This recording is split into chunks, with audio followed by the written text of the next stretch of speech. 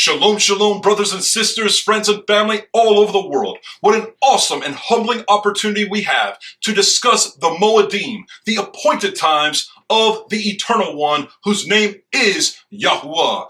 YaHuWaH, the creator of heaven and earth, spoke all that is, was, and ever shall be into existence using the power of his own word. The name of his anointed one, his Mashiach, Yahushua, means YaHuWaH saves. Therefore, the name of the anointed one of Israel points to salvation only coming from YaHuWaH, the eternal creator of heaven and earth. And how beautiful is that? We have to study YaHuWaH's word in these last days. For man shall not live off of bread alone, but every single word that proceeds from the mouth of YaHuWaH. And that is very important. That very verse is so important when we talk about Yom Kippur. Today we will be discussing Yom Kippur, the Day of Atonement, a day when we are to afflict ourselves, afflict our being, and we do that with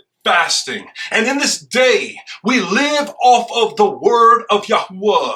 We do not eat bread. We do not eat the food of this world. We do not partake of this world, but instead we eat from the everlasting Dabar, the Dabar YaHuWaH, the word of YaHuWaH. And that is so incredible and so important. So let us go over and examine the words of Leviticus chapter 23. Vayikra, Leviticus chapter 23, beginning in verse 26. We read, "And YaHuWaH spoke to Moshe, saying, on the 10th day of the 7th new moon is Yom HaKippurim." The word Kippur is plural there, meaning atonements. And that is very important because there are many sacrifices that take place on this day. So therefore, it is the day of coverings. It is very important. That is what Kippurim means. The word Kippur means to cover.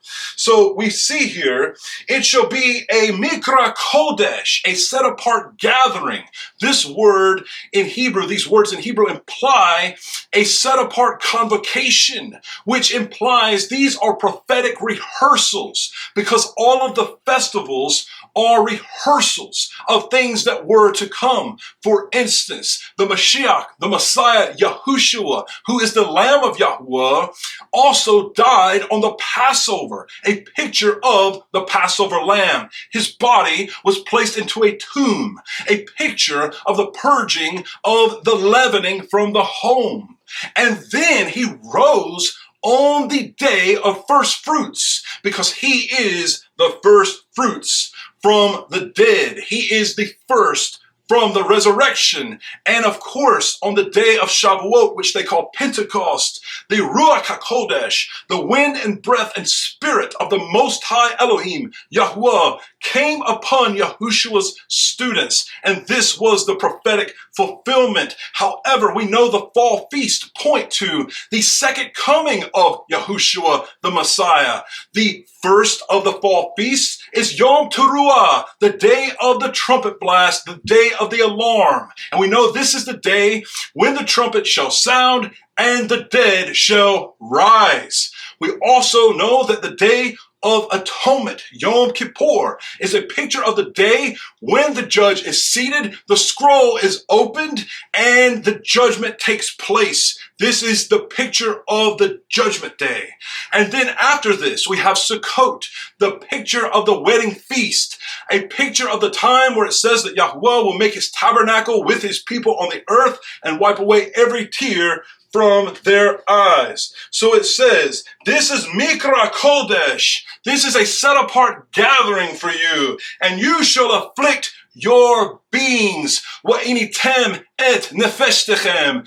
It means to literally afflict your nefesh. The word anah, which gives us anitem, which means you shall afflict, also means to humble. So you shall humble yourselves. And how do we do so? We'll pause for a moment and ask that question. Because in these last days, you have so many false teachers and so many false prophets who have their own agenda, and they're saying that you should not fast on Yom Kippur, they are saying that you simply afflict your being like it's some kind of psychological exercise. But that is not what the scriptures teach. For instance, we read in the book of Ezra that Ezra fasted with the people, and it says literally they afflicted their beings. The same terminology is used. They afflicted their beings with fasting so that they could learn the will of YaHuWaH. Therefore, fasting is not just about afflicting yourself. It's about learning the will of YaHuWaH. It is about decreasing so that he may increase. It's about humbling yourself so that he can be made great through you.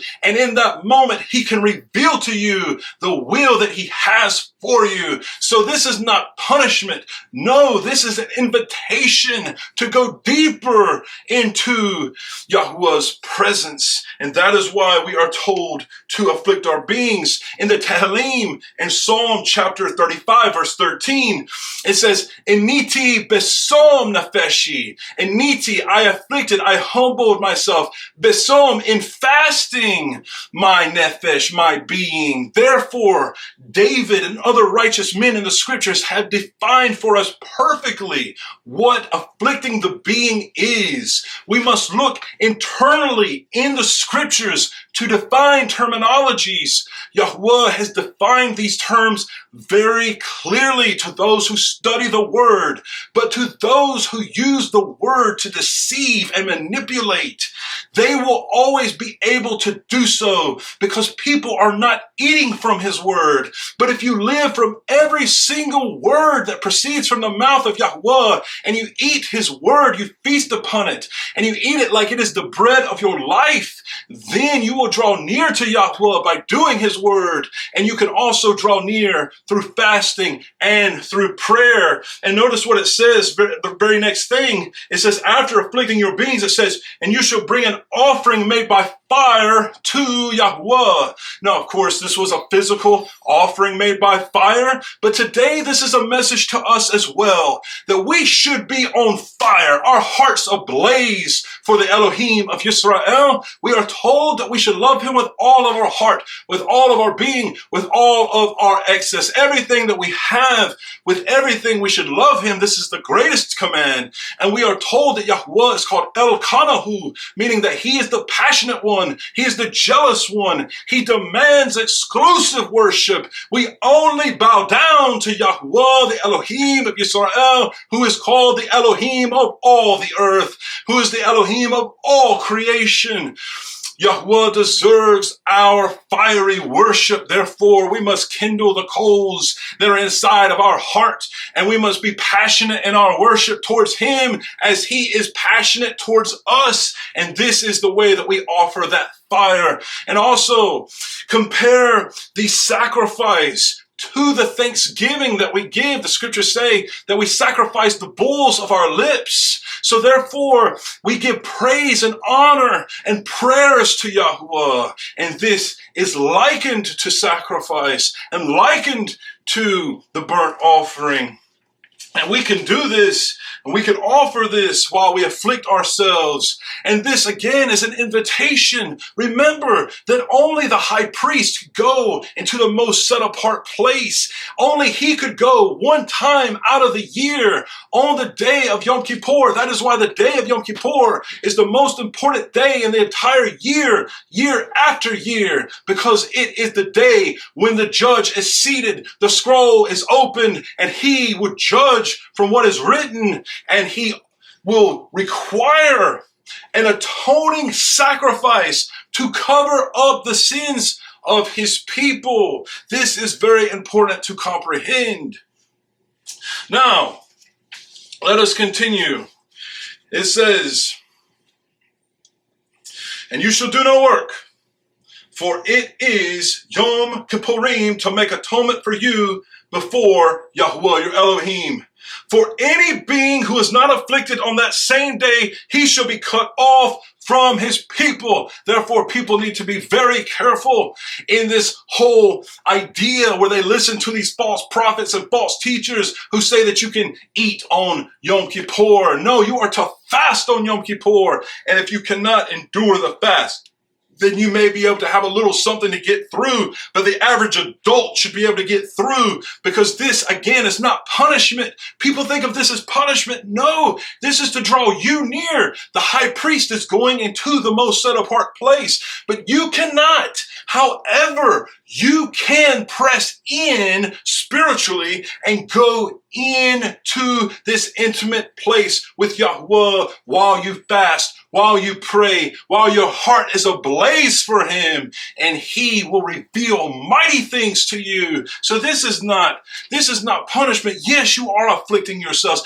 And yes, we are to be solemn. And yes, we're to be serious during this time. And we should pour out our hearts before him and tear our hearts and out our garments before him and lay down our lives like a living sacrifice before him. But we do this so that he can be made great in our lives. When we humble ourselves and we decrease, he may increase. So this is an invitation for YaHuWaH to be a part of your life, of your experience. And if you don't obey the words written here, you are to be cut off from your people. And you could tell me about your lineage. You could tell me about your genealogy. You could tell me that it goes all the way back to whoever. But it will not matter, in the sense that if anyone in your ancestry had ever broken the Day of Atonement, you have been cut off from the people. And who will reconcile you to the Elohim of Israel? Yahushua the Messiah is the only one who can reconcile. And he is the only one who can restore what was lost. So therefore, YaHuWaH has raised up this Yahushua to be the high priest, the Kohen Hagadol. But he is not high priest after the order of Aaron, after the order of Aharon, the brother of Moses. No, he is a priest forever after the order of Melchizedek. And it is written in the Psalm 110, written by David's own hand and sung with his own heart and mouth. And he has recorded that YaHuWaH has said to my master, come and sit at my right hand until I make your enemies a footstool for your feet. And then he goes on to say that YaHuWaH has anointed you to be a priest after the order of Melchizedek forever. And of course, Melchizedek means King of righteousness. And this is a very mysterious figure in the scriptures. He is the one to whom Abraham, the patriarch, gave a tenth of all from the spoils of war. And this shows the transcendence of this priesthood, that it transcends Moses. It transcends the Israelites. It even transcends Abraham. And this is the beauty of what the scriptures are trying to reveal to us in these last days and throughout all time. Very important. And it says, listen, he shall be cut off from his people, and any being who does any work on that same day, that being I shall destroy from the midst of his people. You do no work, a law forever throughout your generations in all your dwellings. It is a Shabbat Shabbaton, a Sabbath of rest. But the word Shabbat Shabbaton implies a complete Sabbath. It is the model Sabbath, the most important Sabbath. And you shall afflict your beings. There you see it repeated twice. And then YaHuWaH goes very specifically to tell us the exact timing, because he told us it was on the 10th day before. But now he is being very specific. And he tells us how to reckon the timing. And he tells us, he says, on the 9th day of the new moon, Betesha lechodesh, is what it says in Hebrew. At evening, be'erev, me'erev ad erev, from evening to evening. Tisha B'Av Shabbatachem, you shall observe your Sabbath. Therefore, from evening to evening, you observe your Sabbath. It's written right in the scriptures, and this is the model Sabbath. Of course, this applies to the weekly Sabbath and every Sabbath, though some say that it only applies here. But we know it doesn't, because we know the scriptures teach that the day begins in the Erev, in the evening. And from here we see YaHuWaH is trying to tell us very clearly that the 10th day will begin On the ninth evening, so right as the evening begins in the ninth, as it's beginning to transition into the 10th day, you go ahead and start fasting then. And then you do it for the whole day of the 10th day. And that 10th day ends when? In the evening. So for all of the false prophets and false teachers who are trying to say that this is not how the Shabbat works or how Yom Kippur works, my friends, my brothers and sisters out there, you must study the scriptures and show yourselves approved that you are feasting on his word through the time of this fast, that you are living off of every single word that proceeds from his mouth, and that you're not being sifted by liars and deceivers in these last days. It says literally, a Sabbath of rest to you. You shall afflict your beings on the ninth day of the new moon at evening. From evening to evening, you observe your Shabbat. You observe your Sabbath. Now, there's so many different things that we could say about Yom Kippur. I mean, in fact, if you go over to Leviticus 16, you can read about the entire event. As a matter of fact, I'm going to read some of it. It says in verse 1, and YaHuWaH spoke to Moshe after the death of the two sons of Aharon, of Aaron, Nadab and Abihu, as they drew near before YaHuWaH and died. And YaHuWaH said to Moshe, speak to Aharon, your brother, not to come in at all times to the set apart place, which it is inside the veil, before the lid of atonement. This word, lid of atonement, it's usually called the mercy seat. The word atonement there is Kipporet, which gives us the word Kippur, the covering. We'll talk about that in just a moment.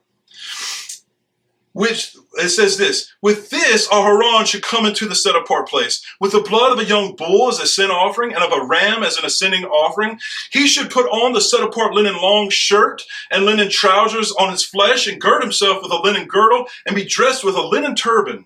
They are set apart garments, and he shall bathe his body in water and shall put them on. And from the congregation of the children of Israel, he takes 2 male goats as a sin offering and 1 ram as an ascending offering. And Aharon shall bring the bull as a sin offering, which is for himself, and make atonement for himself and for his house. And you can continue to read, brothers and sisters, please do. As I said, please go watch my longer video from the Feast of YaHuWaH series. It is called Yom Kippur. From the Feast of YaHuWaH series, it is about 3 hours, and I go very in depth into this teaching about Yom Kippur. So I go way into detail about these things, but I can't go into that level of detail right now because this message is a different message and we're going to go in a different direction. But I want you to be familiar with that. I would love for your family to watch that, review that material again, study it, watch it, take notes, pray about the information that is presented there. But what I want to do now is I want to go over to the book of Hebrews. And again, there's so many verses, so many examples that we could read from, but I want to go straight over to the book of Hebrews because we are going to look at how Yom Kippur is also the time period of the destruction of the beast system and the ushering in of everlasting righteousness. And so I want to give a couple of examples. In the book of Genesis, we see that Noach covered the ark with pitch. The word to cover the ark with pitch meant to paint. It is the word kafar, from where we get Kippur. He covered the ark with pitch to prevent the ark from being destroyed in the judgment. So when judgment comes, a covering is necessary and it is required, is what the pattern is saying. Now, if we allow our minds to go back to Gan Eden, to the Garden of Eden, you have Adam, you have his wife Hawwah, who means her name means the mother of all living. She's been called Eve. So today she's called Eve. Her name is Hawwah, mother of all living. Very beautiful name. The name Adam, meaning man, Hawwah, meaning mother of all living. They are there in the garden in a perfect paradise, and we know that they are naked, but they have not perceived it. And the serpent deceives them and says if they were to eat from this tree of the knowledge of good and evil, which has mixed fruit, the knowledge of good and evil, that they would be like Elohim and their eyes would be open. But that is not what happened. When they ate from the tree, they realized they were naked and they were utterly ashamed. And we see today that this eating from the tree of the mixed fruit of knowledge of good and evil has confused people so much that they put light for darkness and darkness for light. They can do what is totally evil and believe that it is somehow righteous and justified. And those who do righteousness will be called evildoers. And this is because the mind of man is so warped from eating from this tree, this fruit of the knowledge of good and evil. But the message is this: Adam realizes that he's naked and he needs a covering. He seeks for himself fig leaves to cover his nakedness. And the fig leaves are a picture of the Messiah. Interesting, because the scriptures tell us, YaHuWaH said about the children of Israel, that he said, I found your forefathers like the first fruits from the fig tree. Okay, but there's more to it than that. We know that some of the fig trees in those days and even now sometimes require pollination. Not all fig trees do. Some require pollination. And that's okay because they have a little hole at the bottom of them, and usually they can get the pollination that way. However, some of the fruits do not have a pronounced hole to provide for that pollination. And so people used to take little tools and literally stab a little hole in some of the fruits to allow for pollination. This is a picture of the Messiah, who was the first fruit. That word is bikor. That is the same word for firstborn. He's on the tree, he's the fruit, and he's pierced. This is a very interesting picture. But you see, YaHuWaH doesn't allow Adam to cover himself with the fig leaves. Instead, he teaches Adam that there is something first that must happen, and that is this: you must be covered in skins. You see, skins. And what does that imply? That implies that a sacrifice must have been made. That implies that blood had to be shed to cover Adam, to cover Hawwah, so that they are not naked. We know that the scriptures teach us that on the day of judgment, there will be the righteous who will be clothed in white linen, and then there will be those who practice evil, and they shall be naked, their nakedness exposed. They will have no covering. So this is really important as we begin to study the scriptures and understand that what all this points to is the destruction of this current system and world, and a renewal of the path back to the Garden of Eden, where we again can walk with YaHuWaH. But you see, the Messiah has to make that way. YaHuWaH has sent his messenger to prepare the way before him. That is very crucial. In the book of Hebrews, Ibrim, chapter 9, and if we begin in verse 11, it says, but Mashiach, Messiah, having become a Kohen Hagadol, a high priest of the coming good matters, through the greater and more perfect tent, not made with hands, that is not of this creation, entered into the most set apart place once and for all, not with the blood of goats and calves, but with his own blood, having obtained everlasting redemption. For if the blood of bulls and goats and the ashes of a heifer sprinkling the defiled sets apart for the cleansing of the flesh, how much more shall the blood of the Messiah, who through the everlasting Spirit offered himself unblemished to Elohim, cleanse your consciousness from dead works to serve the living Elohim. And because of this, he is the mediator of a renewed covenant. This is very important to understand, because when we go back into the Torah, we see that when Moses received the 10 words, there was a noise in the camp, and the people had let themselves loose. They were worshiping idols. Moshe destroyed the tablets, and later he reconciled with YaHuWaH. YaHuWaH said to take another set of tablets to renew the covenant. And in Hebrew, renewing the covenant would be called Brit Hadashah. And this is literally what the new covenant is called through Yahushua the Messiah. We read about it in Yirmiyahu. But on that day, when he was going to do the Brit Hadashah, when Moses was going to go back up the mountain and have YaHuWaH write on the tablets again, Moses says he's going to make atonement for the children of Israel. And there is the word Kippur, very important. And if we do the math, we can figure out that this was literally on the Day of Atonement before the Day of Atonement was ever instituted. So that shows you how throughout time and space, these set apart times are always important, always repeating the same and similar revelations. So it says, he is the mediator of a Brit Hadashah. We read about it in Yirmiyahu, chapter 31, verse 31. A new covenant would be made with the children of Israel and Yehudah. You can read about it. Please go and do so. But listen to what it says. He is the mediator of a renewed covenant, Brit Hadashah, so that death, having taken place for redemption of the transgressions under the first covenant, those who are called might receive the promise of the everlasting inheritance. For where a covenant is, it is necessary for the death of the covenanted one to be established. For a covenant over those dead is firm, since it is never valid while the covenanted one is living. Therefore, not even the first covenant was instituted without blood. Listen, for when, according to Torah, every command had been spoken by Moshe to the people, he took the blood of calves and goats with water and scarlet wool and hyssop and sprinkled both the book or the scroll of Torah itself and all the people. Sprinkling the scroll is like sprinkling the word with blood, a picture of Messiah.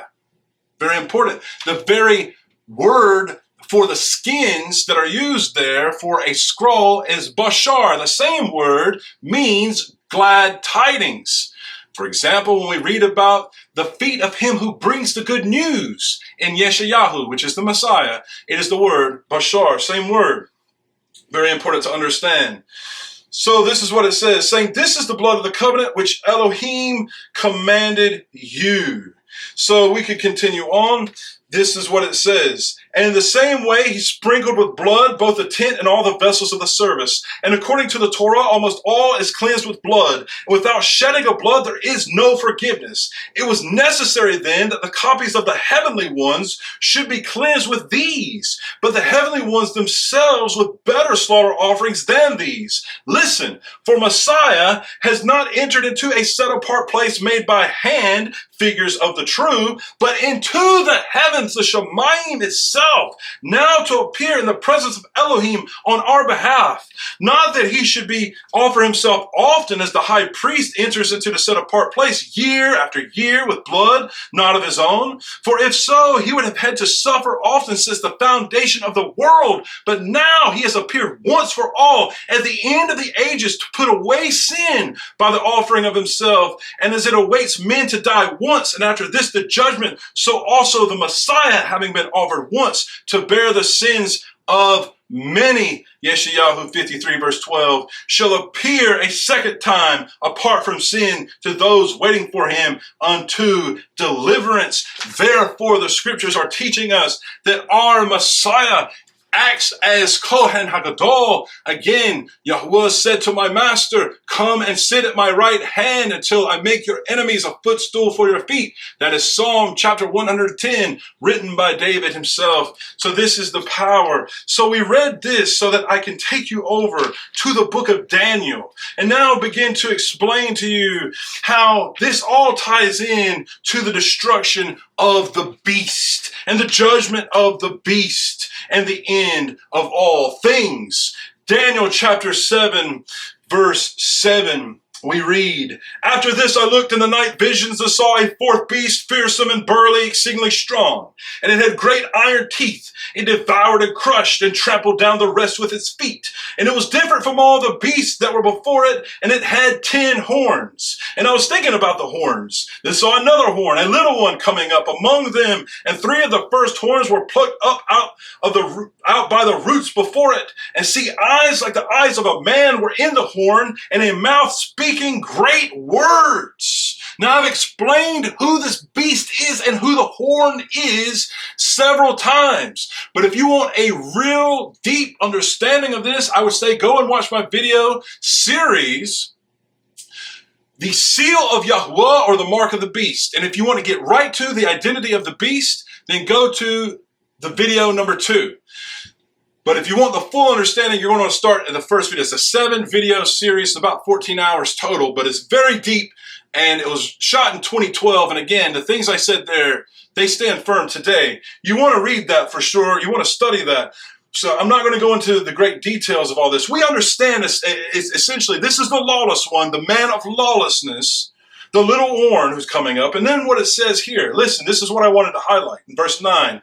I was looking until thrones were set up, and the Ancient of Days, that is YaHuWaH, was seated. His garment was white as snow, and the hair of his head is like clean wool. His throne was flames of fire, its wheels burning fire. A stream of fire was flowing and coming forth from his presence, and 1,000,000 served him, and 10,000 times 10,000 stood before him. The judge was seated, and the books were opened, and therefore this is likened to the day of atonement, the day of the judgment, when the scroll is opened and YaHuWaH is seated. And we read further. Listen, I was looking then because of the sound of the great words which the horn was speaking. This is the person that people call the anti-Messiah, right? But the idea is that this is not just the anti-Messiah. This is the little horn.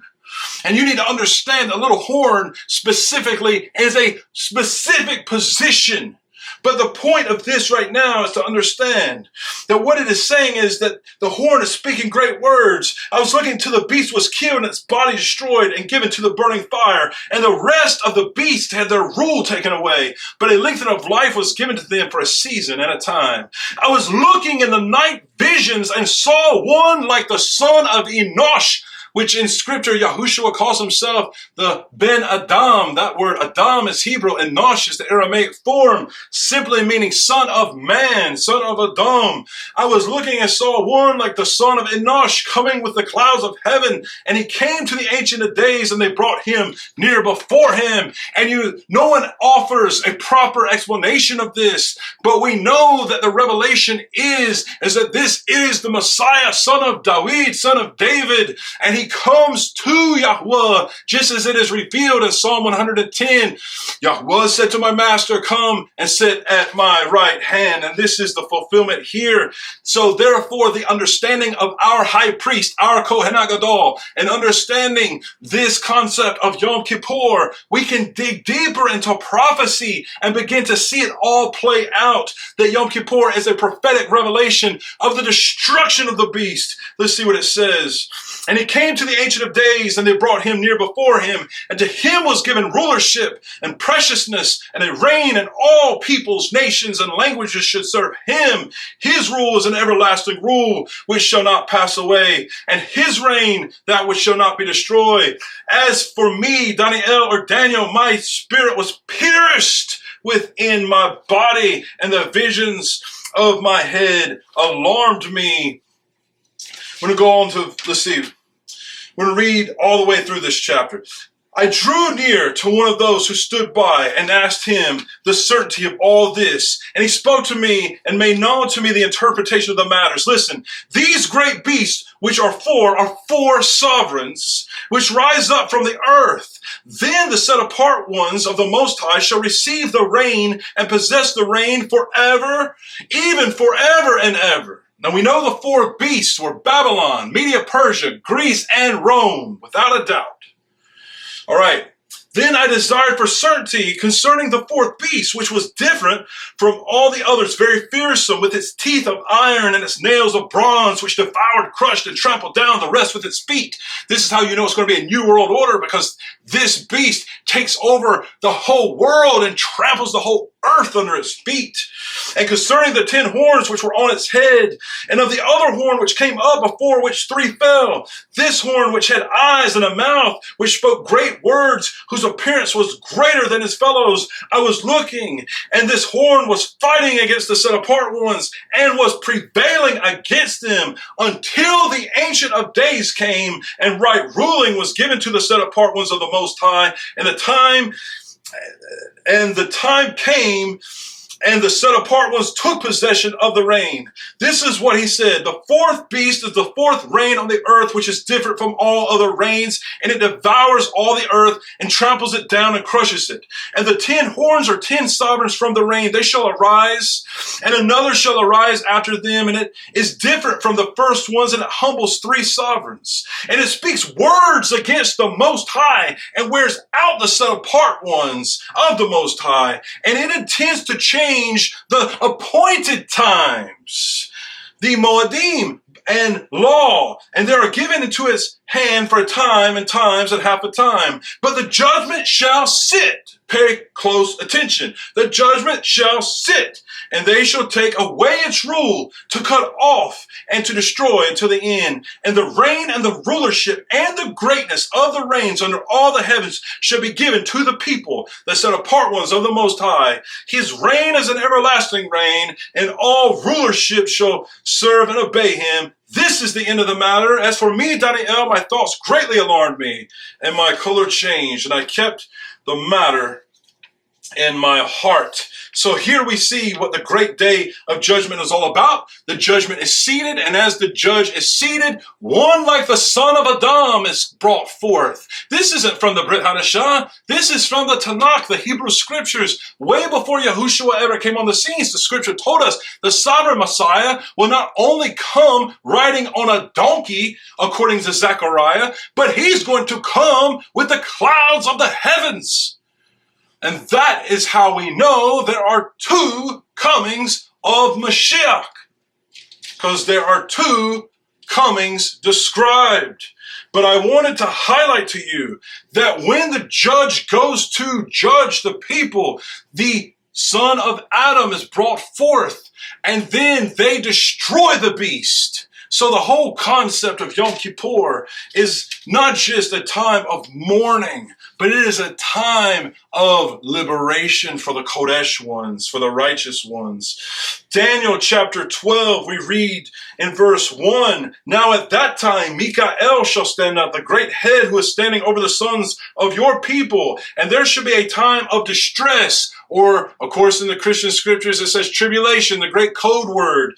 The time of tribulation, such as never has since there was a nation until that time. And at that time your people shall be delivered, every one who is found written in the book. Now remember in the Torah, when the people sinned against YaHuWaH, that Moshe said to YaHuWaH, blot out my name from your book. And of course YaHuWaH responded, he who sins against me, I will blot out from my book. And many of those who sleep in the dust of the earth will wake up, some to everlasting life, and some to reproaches, everlasting abhorrence. And those who have insight shall shine like the brightness of the expanse, and those who lead many to righteousness like the stars forever and ever. But you, Daniel, hide the words and seal the book until the time of the end. Many shall diligently search, and knowledge shall increase. And we definitely live in the time where people are going to and fro, and they are searching, and indeed knowledge is increasing. But all this points to the time of the end, the day of judgment. Therefore, let us go over to the book of Revelation, chapter 19.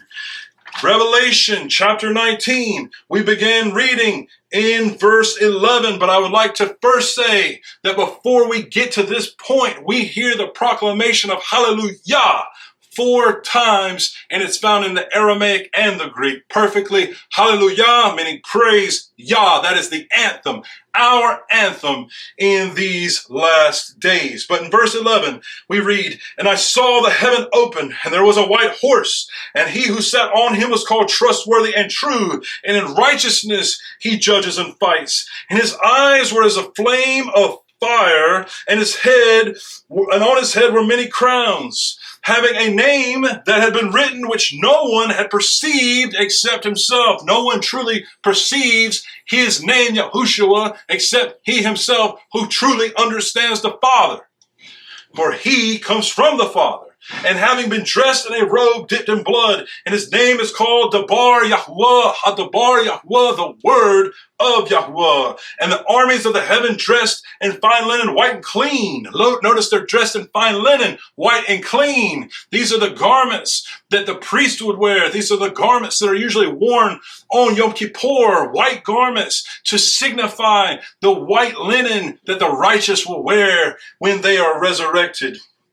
It says further, they followed him on white horses, and out of his mouth goes a sharp sword, and with it he should smite the nations, and he shall shepherd them with a rod of iron. Tehillim 2 verse 9, Psalm 2 verse 9. And he treads the winepress of the fierceness and wrath of El Shaddai. That's in Isaiah, Yeshayahu chapter 63. And on his robe and on his banner he has a name written, Sovereign of Sovereigns, the Master of Masters. And I saw one messenger standing in the sun, and he cried with a loud voice, saying to all the birds that fly in mid-heaven, come and gather together for the supper of the great Elohim, to eat the flesh of sovereigns and the flesh of commanders and the flesh of strong ones, the flesh of horses and those who sit on them, and the flesh of all people, free and slave, both small and great. And I saw the beast.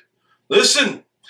And I saw the beast and the sovereigns of the earth and their armies gathered together to fight him who sat on the horse and his army. The people and the nations are being prepared now to go fight against him at Har Megiddo, at what is called Armageddon, at the hill of Megiddo. I have a video called Armageddon. You need to go watch that video also. It's very important for these last days to study and to understand the timing of all of these events and what is about to transpire. The nations are being prepared now to fight against the sovereign Messiah when he returns. It says that they gathered together to fight him who sat on the horse and his army. And the beast was seized. By who? The same situation we read in the book of Daniel chapter 7. Please parallel Daniel 7 with Revelation 19 and see that what I'm saying is true. He who is coming in the clouds is this same Mashiach who is coming in the clouds, and he's riding on a white horse, and he seizes the beast. And this is the fulfillment of judgment, that the beast system, the New World Order, this system of slavery and tyranny that you now see and experience will be totally annihilated and destroyed. And that, my friends, my brothers, my sisters, is one of the biggest revelations of Yom Kippur, that not only did the sovereign Mashiach, who is the high priest, go into the heavenly places and sit with YaHuWaH at the right hand, as it is described in the Psalms, but that he also comes and he brings judgment on the beast on behalf of YaHuWaH. And that is the message of Yom Kippur that I want to highlight today, the importance of the sovereign Messiah and his war with the beast system. So we read further. It says, and the beast was seized, and with him the false prophet who worked signs in his presence, by which he led astray those who received the mark of the beast and those who worshiped his image. The two were thrown alive into the lake of fire, burning with sulfur. And the rest were killed with the sword which came from the mouth of him who sat on the horse, and all the birds were filled with their flesh. This is echoed throughout the prophets. Many times we read about these exact examples, and YaHuWaH himself said that he is arousing all the nations to come down to the valley of Yehoshaphat so he can judge them there. This is in Joel chapter 3. So these things are very crucial to understand. So then we go further, and it says, I saw a messenger coming down from the heavens, having the key to the pit of the deep, and a great chain was in his hand, and he seized the dragon, the serpent of old, who is the devil and Satan, and bound him for 1,000 years, and he threw him into the pit of the deep and shut him up, and set up a seal on him, so that he should not lead so that he should lead the nations no more astray until the 1,000 years were ended. And after that, he has to be released for a little while. So people are now trying to pretend like the Messiah hasn't even come yet, that somehow we're in this little season. And that is so insulting to the Messiah's work that you can claim that somehow that the works of Egypt, the pyramids and the pharaohs and all these things still exist, but that somehow our Messiah has come, ruled and reigned for 1,000 years, and now he's just in hiding somewhere. No one knows where he is, right? And you can't even detect the work he had done. For those of you who have not heard this lie, I ask that you please just forgive what I'm saying right now. It doesn't apply to you. But those of you who perpetuate this lie, shame on you. Because the truth is revealed here in the scriptures. The sovereign Messiah has not come yet. He has not thrown the beast into the fiery pit. He has not accomplished this work yet. Listen to what it says. Listen to what it says. It's very clear. The scriptures always speak for themselves. It says further, I saw thrones, and they that sat on them, and judgment was given to them. And the lives of those who had been beheaded because of the witness they bore to YaHuWaH, and because of the word of Elohim, who did not worship the beast, nor his image, and did not receive his mark upon their foreheads or upon their hands, and they lived and reigned with the Messiah 1,000 years. Now Christians pretend that somehow these are the martyrs that take place during tribulation, even though they teach there's a rapture that happens first before tribulation. So all the believers, so-called Christians, are gone. And then somehow the spirit is also removed from the earth. And somehow this innumerable amount of people are going to just be saved. Could you imagine that in today's lawless world? That's not going to happen. You can't be saved, quote unquote. You can't come to the Messiah unless the Spirit draws you. That's basic scripture. So it is insanity that they say these things. Now listen, and the rest of the dead did not come to life until after the 1,000 years were ended. This is the first resurrection. Blessed and set apart is the one having part in the first resurrection. The second death poses no authority over these, but they shall be priests, Kohanim of Elohim and of the Mashiach, and they shall reign with him 1,000 years. And you may wonder what all this has to do with Yom Kippur. It has everything to do with Yom Kippur. We're going to keep going and you're going to see.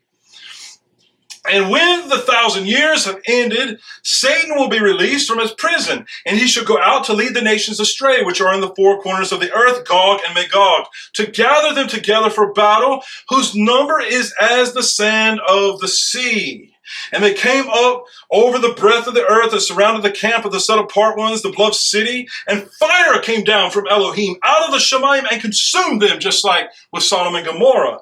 And the devil who led them astray was thrown into the lake of fire and sulfur, where the beast and the false prophet are. And they shall be tortured day and night forever and ever. And I saw a great white throne. This is where we begin with the judgment. This is how we tie in Yom Kippur, but I wanted to give you a chronology because people are very confused about the timing of these events. But listen to what it says. And I saw a great white throne and him who was sitting on it, from whose face the earth and the heaven fled away, and no place was found for them. And I saw the dead, small and great, standing before the throne, and books were opened, and another book was opened, which is the book of life. And the dead were judged from what was written in the books according to their works. This is why Yom Kippur is called the Day of Judgment, because it is the day where the books are open, the day where atonement could be made. However, that door closes, right?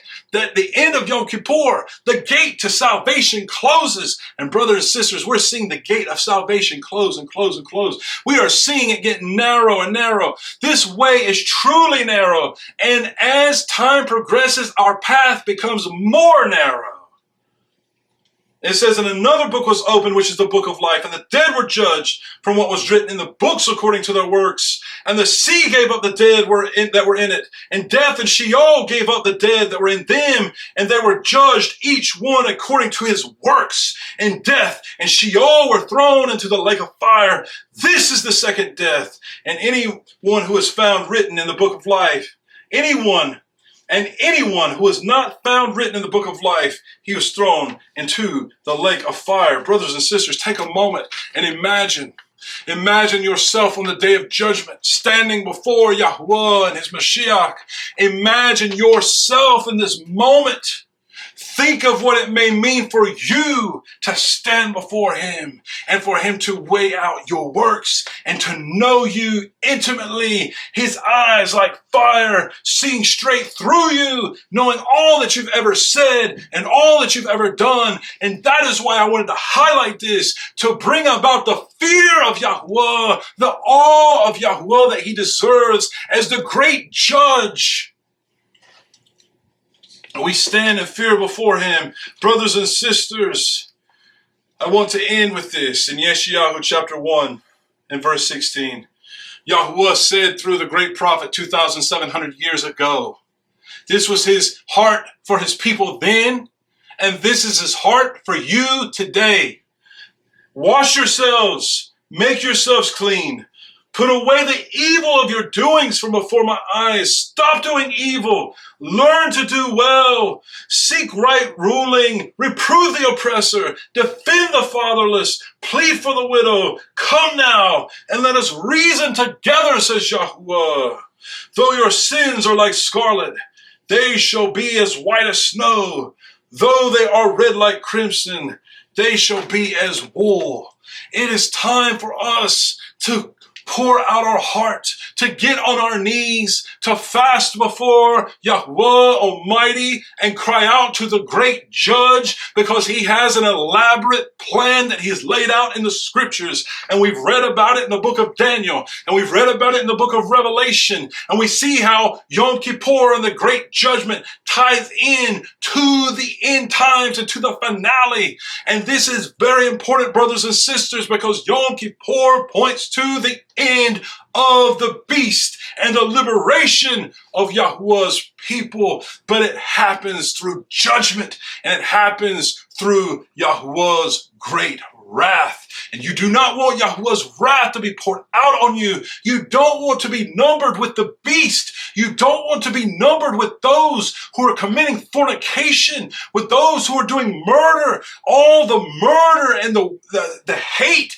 and all of this that we see in these last days, these abominations. You don't want to be numbered with those who practice lies and deceit, who teach lawlessness and teach YaHuWaH's people to go astray and to go away from him. You don't want to be numbered with the unrighteous and be naked before him. You need to be covered with YaHuWaH's own compassion and his loving kindness and his mercy. His covering will set you free. His covering will give you life. His covering will protect you from the coming day of judgment. And how will you have such a covering unless you put your trust in the Mashiach, who has gone up into the heavens and accomplished the work of the atonement that was necessary, that could not be accomplished by Aaron or by his sons, but could only be performed by the sovereign Messiah.